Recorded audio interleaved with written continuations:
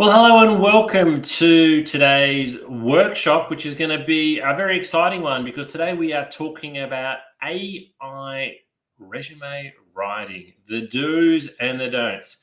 I guess I'd love to know, have you been using AI in your work? Have you been using it in your home life? What have you been using it to do? I've certainly started to spend quite a bit of time on AI over the last couple of weeks in particular. I wouldn't call myself an early adopter to AI, but I saw a presentation at a conference a couple of weeks ago around the possibilities of some of the things that it could do. And I've certainly started to use AI a lot more over the last few weeks, and I've really got to enjoy it, to the point where I did a poll on LinkedIn today where I asked when you're using AI, whether it's Bard or ChatGPT or Gemini, are you actually using manners? Are you talking to it as if it's a real person? I opened up Gemini this morning and was doing some stuff, and I actually typed in "good morning," and it replied. It said, "Good morning. How are you today?" And I find myself saying "thank you" when it comes back with some useful information. So, it certainly is a very interesting space. Recruitment, like most industries, has been impacted and will be further impacted by AI. And you as a job seeker, you as a job seeker can certainly use AI to your advantage, but using it in the wrong way means you're going to be using it to your disadvantage. So that's what we're going to go through today. I'm going to share with you some of the do's and don'ts, particularly when it comes to resume and cover letter writing. So that's what we're going to be, going through today. Just a little bit of webinar housekeeping to start things off with. I am streaming to you live today, wherever you're watching me around Australia or the world, whatever platform you're on. If I do drop off for any reason, if the internet drops out or we have a blackout, I'll rejoin as soon as I can. So if my screen goes black, don't leave. It only happens once or twice a year, and hopefully today is not the day. Feel free to ask lots of questions. Wherever you're watching this again, you'll be able to type in some questions. You'll be able to type in some comments. And so I'd love to hear from you. And particularly at the end of the workshop, we'll take additional questions. But if you want to put questions to me live as we're going along, I'd love to answer those. And I'd really encourage you to take notes. You will be able to watch a recording of this workshop. It'll be on our YouTube channel. But when you're learning or hearing about something for the very first time, it actually strikes you in a different way. So if you hear something today, I'd really encourage you to note it down and what you thought about it the first time that you heard about it. But a little bit about me, your presenter. My name is James Whitcomb. I'm a director at a recruitment agency called Smart Recruitment, where I've been since 2005. In November this year, I'll hit my 19th year at Smart Recruitment. Over that time, I've conducted over 3,000 interviews, over 600 group assessments, and placed over 1,000 people into jobs. I would have read well over 100,000 resumes, might even be 200,000 resumes. It's really hard to tell. I've seen wonderful resumes. I've seen terrible resumes. I've seen great candidates with terrible resumes and terrible candidates with great resumes. And I've certainly learned, how to help coach and guide individuals to create a resume that stands out and gets attention. And I launched the Candidate Coach, the platform that we're meeting on today, back in 2019. I was at a conference recently. It was at a recruitment conference for the RCSA, which is the Australian Association of Recruiters, and there was a presentation from one of the major job boards, and I won't say who it was, but they shared this stat, which is really, really interesting, that by 2025, which is only a couple of months away from now, 50% of resumes will be AI generated that are on that platform. So that really got me thinking. We're not just talking about a small, technologically advanced, tiny proportion here. We're getting towards 50% of candidates are going to have resumes that are AI generated. And so what that really means is that a lot of you out there are probably playing around with AI at the moment and trying to find ways, to best use it to make sure that it's working really well for you, and to make sure as well that you're doing what you think is right in terms of putting forward an application that is that is going to work best for you. So what we're going to do today is, we're going to talk about, all right, we've got this great tool. It's a bit like the internet, right? It's a great tool. We can use it kind of for good, that can help us, or we can use it in a way that's going to be unhelpful. And so many candidates, I think, are a little bit unsure around how AI is going to help them with their resume and cover letter. I think we've already had, a couple of waves of people, just getting ChatGPT to completely rewrite their resume and to completely rewrite their cover letter. And in many ways, that hasn't been working because, while it might seem like a good idea at the time, it's not appropriate. It's not customizing applications yet in the way it should be, mostly because people aren't putting in many of the good prompts. So what we're going to do today is we're going to talk about resume basics, because we can't get to how you can use AI on your resume without first going through the resume basics. So I want to fairly quickly go through my normal resume coaching workshop. And then at the end of that, I'm going to tell you the 5 resume do's and the 5 resume don'ts for using AI. And I'm actually going to jump into Gemini, and I'm going to show you how you can use Gemini to better match your resume to a job ad, and how you can better write a cover letter using AI to match a description. So stick with me because we're going to be going through some of those basics first. But I'd like to start off with a question. I'd like to ask you a question. How long do you think a recruiter actually spends reading your resume? Now, you yourself will have spent a lot of time on your resume. It might be a document that you spent 10, 20 hours on over the last couple of weeks. It might be a document for many of you that you've been working on for years, and you continually update it and you make changes there. You find that job online that's really interesting. You submit your resume and you send it off. How long do you think somebody spends looking at the resume?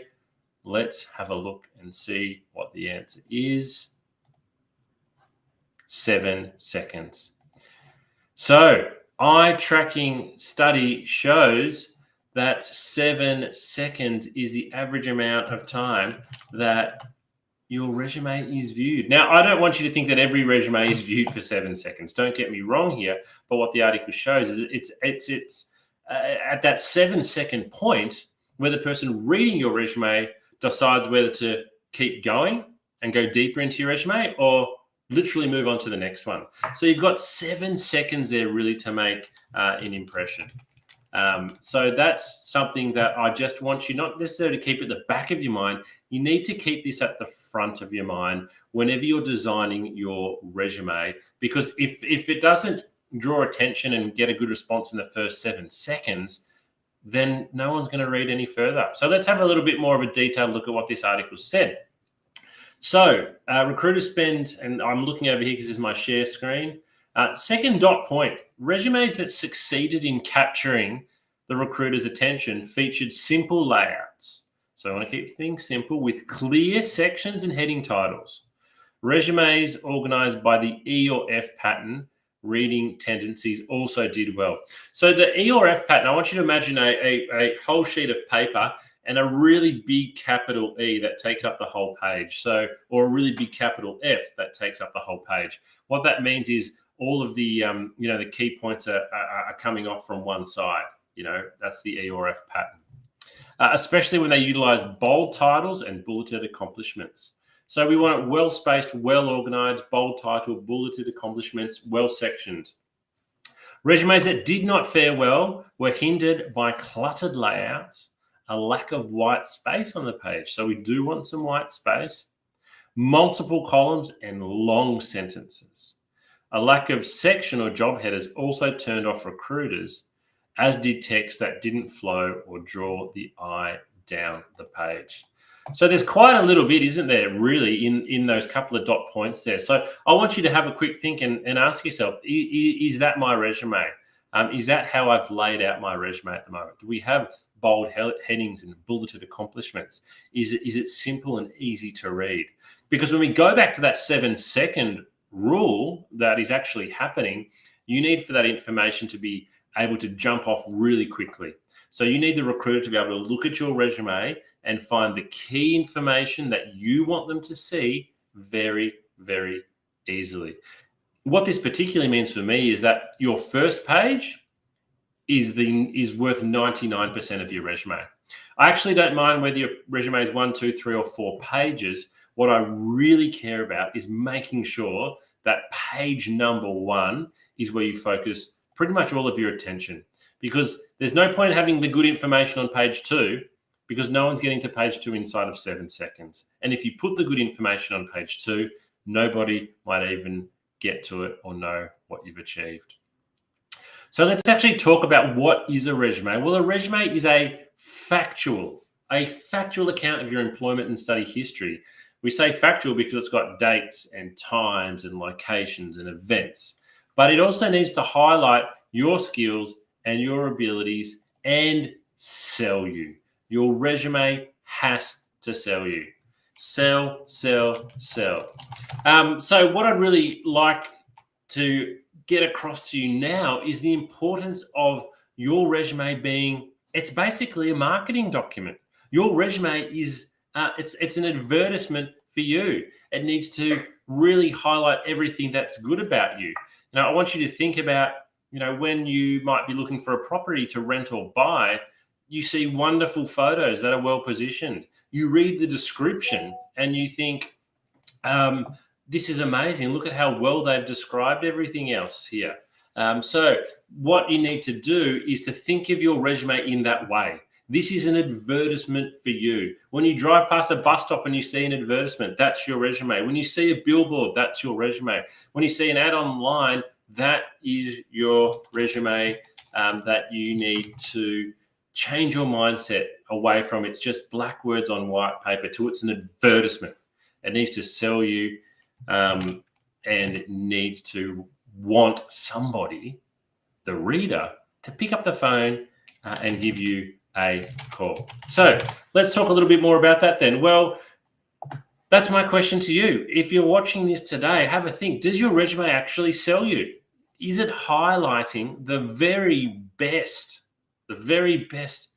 achievements that you've made?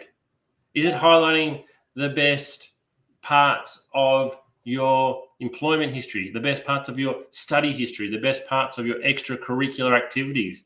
Can I read your resume and know what your achievements and greatest moments in your career have been to date? And are they on the front page? And can I read them in the first 7 seconds? If the answer is no, then we've got some work that we need to do.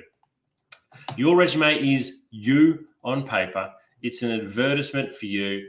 It needs to promote you. It needs to sell you. So if I can only get one message across to you today, because I know that in the second half we're focusing on using AI, this is what your resume needs to be. And I see far too many resumes that do not sell the candidate. And when I then maybe interview the candidate, I find out all this other information that is wonderful, but it wasn't on their resume and they probably only got through to interview based on a fair bit of luck. Let's remove the luck out of it and let's get your resume back to selling you. So stop thinking of your resume as a dry, boring, academic document and start making it come alive and highlight how very good you are, because you deserve it. And importantly, it's a fluid document. So what I mean by that is your resume does not stay the same for more than one job application. And I'll talk about this at the end, but it's important to mention up front, you've got to customize and tailor your resume for every single application. Now, you might be thinking, but James, I'm just applying for customer service jobs. They're all the same. Well, they're not. Every single one of those jobs is different in many ways. First of all, there's a different employer every time. Every job will have slightly different skill set. Every advertisement will actually highlight 2 or 3 things different to every other advertisement. So you need to tailor your resume for every application. And if you are sending out the same resume for multiple vacancies, then you are not doing it very well and you're not going to have a very good success rate and you're wasting your time. All right, so let's talk about the first step. So the first thing that we need to talk about is basic resume structure. So before we get into talking about how we can use AI to write our resume and some of these other fancy things, we need to have the basic structure right. We need to have the structure is kind of like the recipe. And if you don't have the recipe right, then it doesn't matter what we cook with, it's not going to taste very good. I'm not going to go into a huge amount of detail here, but as you can see here, I'm going to share with you a couple of images of basic resume structure. So what you can see here from this example resume, and a lot of it comes back to that initial article we read, that capital E or capital F pattern. Lots of things coming off, the left-hand side there. So what I like about this resume is we've got the contact details up top. We've then got 3 bold headings. So quite easily, it's quite easy for me as the reader of the resume to read this resume. I can see it goes summary, education history. And then importantly, sort of towards the bottom here, and this is just a template, and you can use this template on our Candidate Coach platform, is we've got achievements on the first page down towards the bottom there. We need to get our achievements very front and center on the first page of our resume. So it's not overly complicated here. As I said, it's basic resume structure. Let's have a look at another one. And again, this is another one that I've created, slightly different. Down the left-hand side here, we've got name, contact details, and then some skills and attributes. But again, as you'll see throughout the resume, we've broken it up with bold heading, with bulleted points, and with different sections, so it's easy to read. Because most recruiters, the first thing they're going to go straight to is your employment history and look at what your most recent job is, because that helps to most easily give me a sense of understanding around your suitability for the job. So it's great to list skills and attributes. It's great to list an introduction. But the first thing most recruiters' eye is going to go to is your most recent employment. So we need to have that on there. We also need to list our key accomplishments and achievements again, which you can see just at the bottom of the images that is cutting off there, that we have those listed. So get your resume structure right. And then the second step, I said, is selling yourself. So after we've got that structure right, how do we actually go about selling yourself? So I'm going to share an example with you now of how you can best sell yourself. I'm not going to take you through a whole resume here, but I'm going to share with you an example from a candidate that I met a couple of years ago, and a little bit of a before and a little bit of after. So this particular candidate I spoke to on the phone. She'd applied for a sales role with me. And this is how, at the time, she described her experience. She said she was a sales representative, and I've removed the name of the company there. We're just calling them ABC. And she was a sales representative for pretty much 3 years. Now, if you recruit salespeople, 3 years is a really good tenure because sales is a tough job. So pretty much based on the fact that she'd been doing the one sales job for 3 years, that kind of got her through to the phone interview stage. Next, she has that she sold goods and traveled to meet customers and keep them happy. So that's how she described her whole role. And so I had a phone interview with her, and she spoke well, and I learned a few more extra bits and pieces. I then brought her in for a face-to-face interview, and that's where I learned what she really, really did. And so this is what we changed her resume into after we had a longer chat. So the first thing you'll see there is we've got bold headings. So we've got primary responsibilities, and then we've got achievements. Now, I've probably gone a little bit longer than I'd normally recommend here with responsibilities. We've probably got 9 there. I'd probably recommend 6 or 7 now. So maybe not as many as we've got here. But you'll see we've called it primary. We can't list every responsibility here. You just really, really can't. What you need to make sure you're listing on your resume are the responsibilities that are most relevant to the job you are going to. And this is why you need to continually update and rotate and rewrite your resume. Even if you're going for 10 different sales jobs, there's 10 different advertisements there, and each advertisement is going to highlight something different. So for example, let me just do one quick example. The third last dot point under responsibilities is attend at least 3 new business appointments per day. Now, let's say the advertisement you're looking at said you need to attend multiple new business points per day.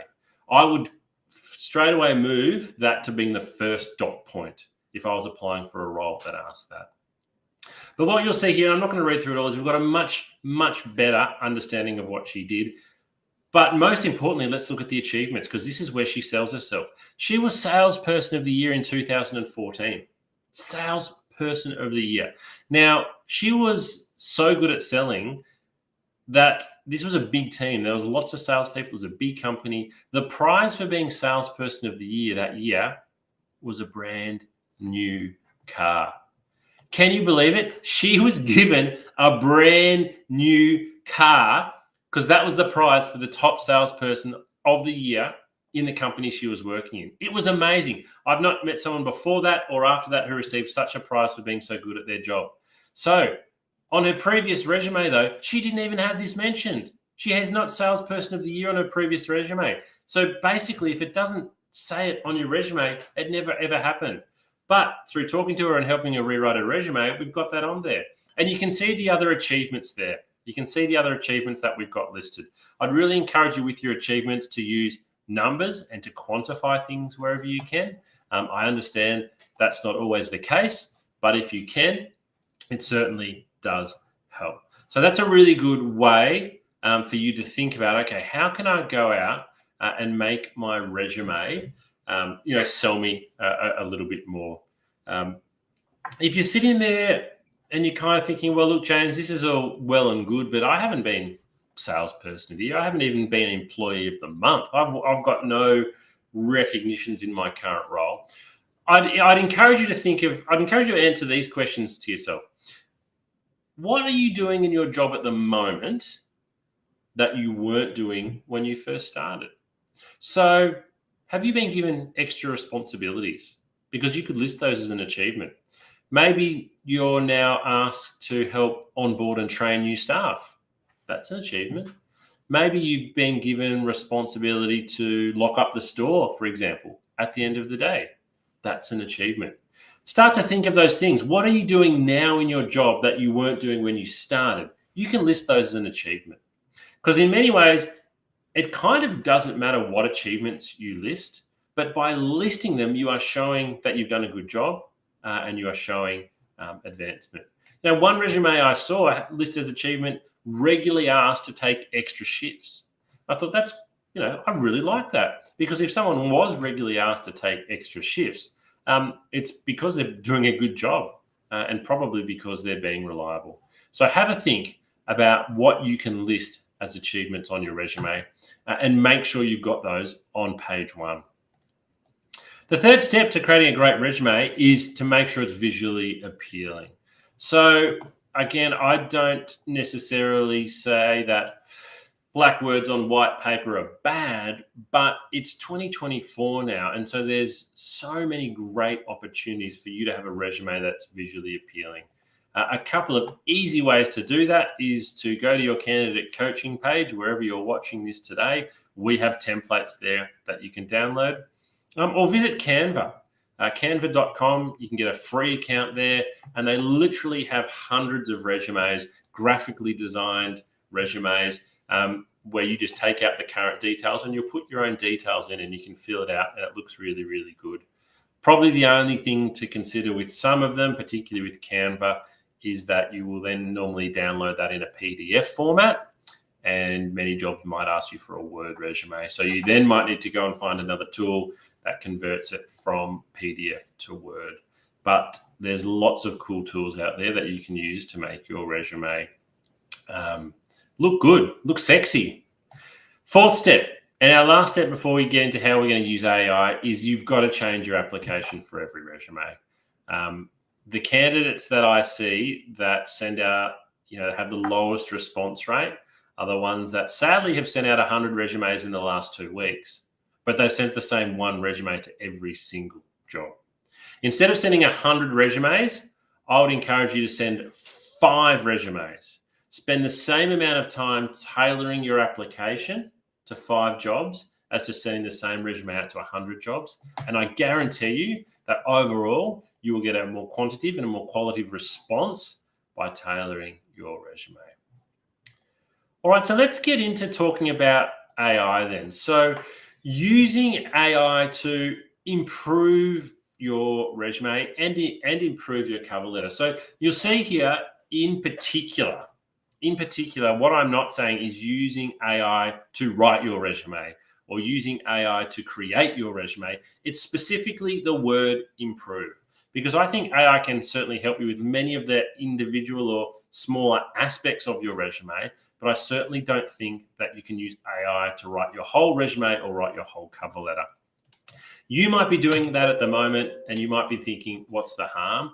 Well, there's not a huge amount of harm, but as somebody who reads a lot of resumes, we are now able to tell if something is completely AI generated. It does stand out. There's certain ways that the chat platforms write, and this is something that we all can feel from the recruitment side when somebody's submitted a completely AI generated response. And also there are tools out there at the moment now as well that you can subscribe to that will go and completely do your applications for you. So I want you to think about AI as a tool to help you write your resume and improve your resume, but not to write your resume. So what we're going to talk about are the 5 do's and the 5 don'ts. So what are 5 things you shouldn't use AI for with your resume? And then what are 5 ways you can? And I'm going to jump into Google Gemini, and we're going to do a little bit of a live demonstration on a resume and a job application to show you how to improve it. So let's start with the don'ts. Let's start with the mistakes that a lot of people make. So the first one is just what I've described then. They use AI to write their whole resume. They might upload their current resume or their LinkedIn profile and just say, hey, ChatGPT, can you please rewrite my resume? And then they download that and they think it's better than it currently is. That's a huge no-no because it's not tailoring it. It's not your words. You need to know what's on your resume. You need to have a very good understanding of what's on your resume because you're going to be asked about it all the time. The second one is don't expect AI is better than you. I think a lot of people think, I'm no good at writing my cover letter. I'm no good at writing my resume. I'll just stick it into Bard and it'll be better than me. 9 times out of 10, the answer is no. I think we use AI to be a little bit lazy with things like this. Or we just perhaps don't know what to do. So we think the computers are better than us, but don't expect it. It might be sometimes, but certainly don't expect that AI is going to be able to write a better resume and cover letter than you can. The third one is, and we've seen this a lot, don't expect AI to always be honest.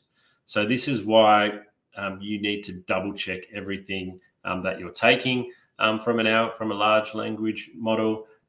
It might add some extra detail in there. It might completely fabricate something. And so you need to really be checking everything that you put in your resume because recruiters know there's a lot of falsehoods on resumes. And as soon as we spot one, your application's done. Your application's dusted. So you'd hate for that to be the reason why you missed out on a job was because you didn't double check what AI wrote for you. The fourth one, and it kind of follows on from the honest one, is don't expect AI to be mistake-free. You've really got to double check everything that comes out to make sure that it is factual, that it is correct. Normally the spelling and grammar is okay, but everything else that it said, make sure there's no mistakes there. And the fifth mistake, and this is probably one of the main reasons people use AI, is to be lazy. If you're using AI to be lazy because you can't be bothered, then it's not going to work for you with job applications. If you're using AI, as I'll show you in a moment, to do better research and to customize certain parts that you then rewrite yourself, it's fantastic. But it is a tool to assist you, like say a Canva is, like a spell check is, but it's not something that you should be relying on to replace you. And if you're viewing it that way, it's going to be no good. All right, that was the 5 don'ts for AI and resume writing. Let's look at the 5 do's. So the first one is, do use AI for initial guidance. So what do I mean for initial guidance? Well, we're going to jump out of my PowerPoint presentation now, and we are going to, as you'll see on my screen here now, I've logged into Gemini, and what I'm going to do in this demonstration is I'm going to ask Gemini, to give me some guidance on the suitability of my resume compared with an advertisement. So what I want to show you, and I've saved this one earlier, I've just got to find it now, is we're just going to jump onto Seek, and we are going to go, where do I find my saved jobs? Here we go. So there's a job on Seek at the moment. It is a store manager role, a retail store manager role for the Reject Shop in Waverley, which is in Melbourne. So you'll see here we've got an introduction to the Reject Shop. We've got an introduction to, a store manager role. We've got 6 or 7 dot points here on what your job is going to be. We've then got 4 dot points and a blurb on what you need to bring to the role, some information on what the Reject Shop is going to offer and the benefit. So we've got that there. I have also created a bit of a dummy resume that I've used. It's not of a real person. I'm going to show that to you now on your screen. So this is a resume that I've made up of someone called Job Seeker. You can see here that they've got a bit of assistant store management experience from a couple of different stores, a little bit of information there. So this is just a one-page resume that I've made up for the purpose of the purpose of today's exercise. So what we're going to do once we go back into Gemini is I'm going to say, let's start by saying, hello, Gemini. Always good to be polite. Get on the good side. Gemini's going to say, hello, what can I do for you today? So I'm going to say, I have a resume that I would like you to compare to a job advertisement that I have seen. Can you do that? So I'm being pretty general here. I'm being pretty general here. So I definitely can help you with that. So please provide me with your resume and the job advertisement. Okay, so I'm going to go down here to Gemini where I can upload. So I go to my drive. I've already saved these ahead of the workshop.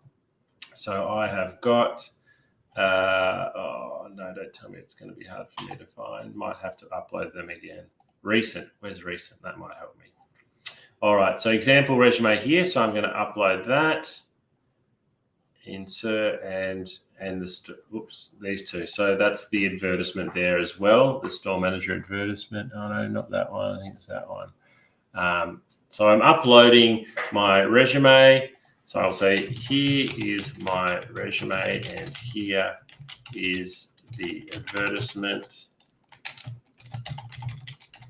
Would love to see how suitable I am. All right, so let's run that. That'll take a little bit of time. It scans through my resume. It scans through the advertisement here. And as you can see, it's giving me lots of feedback. So what I said before is we are going to use this as initial guidance here. So I just want you to keep that in mind, that what we're doing here is we're going for initial guidance. We are not asking it to rewrite our resume or anything like that. So let's have a look at it. So it says, okay, I've got both your resume and your advertisement. Let's break down your suitability for the store manager position at the Reject Shop. So it's looking at my strengths. It's talking about what my strengths are, my relevant experience, my leadership and teamwork. It's talking about areas to consider. So this is one that's in particular for you. It's kind of like, these are your weaknesses. So here it says, while you have many relevant skills, you might want to explicitly highlight some that are directly mentioned in the advertisement. For example, merchandising is a key skill listed in the job ad. So this is where it becomes really, really valuable, right? Because I haven't mentioned merchandising in my resume. Gemini has picked that up. They've picked up that merchandising is a key skill. It's not mentioned in my resume. That's great. We need to address that. Then quantifying achievements. Consider quantifiable results for your accomplishments. For example, instead of just saying increase efficiency, try increased efficiency by 15% through implementing new training protocols. So again, this is great advice. This is something that I really should consider. I haven't quantified what I've done there. Now, this one's really interesting. So it's suggesting that I might like to consider tailoring my language. So adjusting your language slightly to better match the tone and style of the Reject Shop advertisement. It's fun, a fun, energetic brand, so you could incorporate a bit more of that personality. And then it's finally recommending to research the Reject Shop's company culture and values to see if I align. It's given me, some bit of an overall feedback and then some next steps as well. So, and that's a bit of a reminder of what we've done there. So we've got some really great information there. Some really, really good tips for things that I can for some things that I can do. So I would then go back to my resume, and in particular, I would make sure that I am mentioning my experience in merchandising. I'm using some statistics here. I may be changing the language a little bit. And I need to go and check the Reject Shop's company culture and values. So I might even actually ask it, what are the Reject Shop's values? So let's ask Gemini that, and let's see what it comes back with. So it's having a think.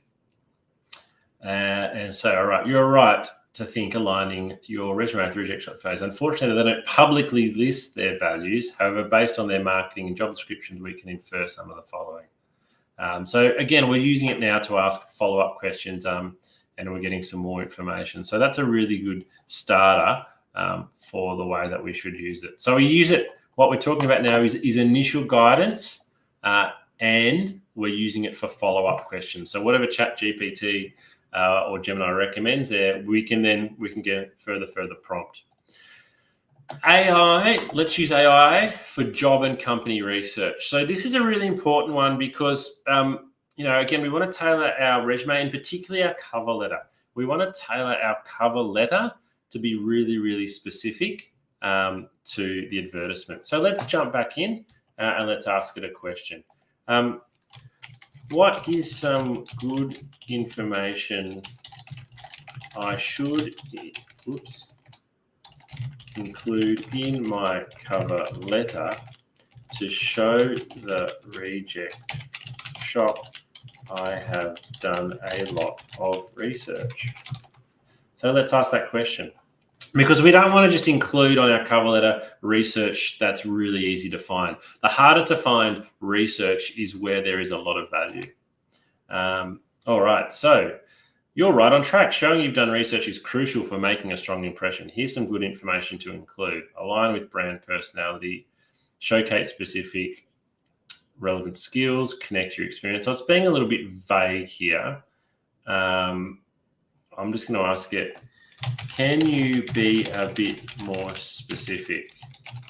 I would like to quote something that has happened or forecast to happen to the Reject Shop that is specific. So that's been a bit vague in general what it's given me. So I'm going to ask it to be a little bit more specific here. So maybe it's like something about their future growth plans or opening stores or something along those lines. Okay, so you're right. Quoting something specific is a great way to show you're dug into their needs. Growth and expansion. So here's some ideas. Recent store openings. I was particularly impressed with the Reject Shop's recent expansion plans, including the opening of a new store in the location. So this is where we need to be careful, though, and this is where I came back to the don'ts. Don't expect AI always to be honest and accurate. So that's a bit of a throwaway line. We need to make sure that's good. So I might even continue to ask it here. How many stores have the Reject Shop opened in Victoria in the last 2 years? So we're going down a bit of a rabbit hole here, but what we want to find is if we can include a line here. For example, I'm really impressed to learn that the Reject Shop has opened 6 new stores in metropolitan Melbourne. There we go. I don't have access to that information. Go to, it's giving us some information. Their investor relations section. So we might even do that. This is how we can get right down the rabbit hole. The Reject Shop's website, we're going to Google that, investor relations, financial report. We can download a financial report if we want. Let's download that. 10 meg. No, I'm going to download it to my desktop. Call it Reject. Shop annual report. So we download that, and so what I can then do is I can then upload that back. So I can then go, okay, I've downloaded the Reject Shop's annual report. I'm now going to upload it into Gemini, And I might say I'm going to say from the annual report, find me 2 stats that I can include in my cover. All right.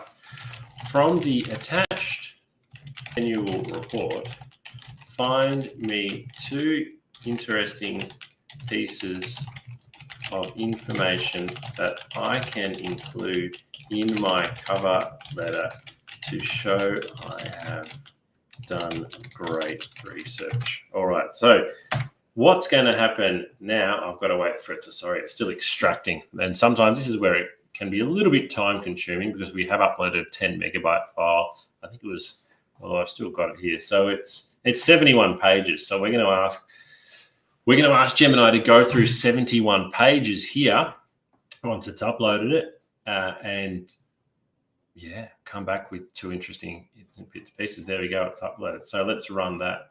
So while that runs, let's jump back into the slideshow and talk about some more of those do's. So what we're doing now is we can use it really, really well for company research in particular. And a lot of the research we're doing now is to assist with writing of our cover letter. We have another whole workshop on how to write cover letters. I'd encourage you to go away and watch. But what we're doing right now is asking for some of that specific information. So let's jump back and see what it's found for us. All right. Okay. Here are 2 interesting pieces of information you could use: growth and expansion. All right. So it's actually given us a direct quote here, which we can use. I was impressed by the Reject Shop's commitment to expanding its store network, particularly in light of their recent opening of 17 new stores and plans to go an additional 15 to 20 in 25. My experience in, mention your own skills here, blah, blah, blah. So this is great information, really, really good. But what we need to do is we need to then go away and rewrite it in our own language. So that sounds very much AI written. So we've got the facts there that we know 17 new stores and plans to open another 15, 20. Take that out, put it into your cover letter and rewrite it yourself. So we're getting some really good information here. Copying and pasting it will be a mistake because it sounds very very AI written, but that's the goal there. If I read a cover letter and a candidate says, I read the company report and I saw the information you can see now, I'm calling them straight away because I'm thinking they've done a lot of research here. So that's a particular level that would really encourage you to get to. And then the final one, which I think we're giving a good example of here, is we want to use AI to find a point of difference. You need to make your application stand out, whether it's your cover letter or your resume. We want it to have a great point of difference. So some common resume questions before we finish up. How long should my resume be? Well, I don't mind. Whether it's 1 page, 2 page, 3 or 4, I wouldn't recommend any more than 4. But it doesn't matter if it's 1, 2, 3 or 4 unless the first page is good. All of your attention needs to go into page 1. Should I include a photo of myself on my resume? So I've talked to you about the fact that your resume is a sales document. It needs to sell you. It needs to market you. It needs to promote you. Do you think putting a photo of yourself on your resume sells you? I can't answer that for you. You need to make your mind up there.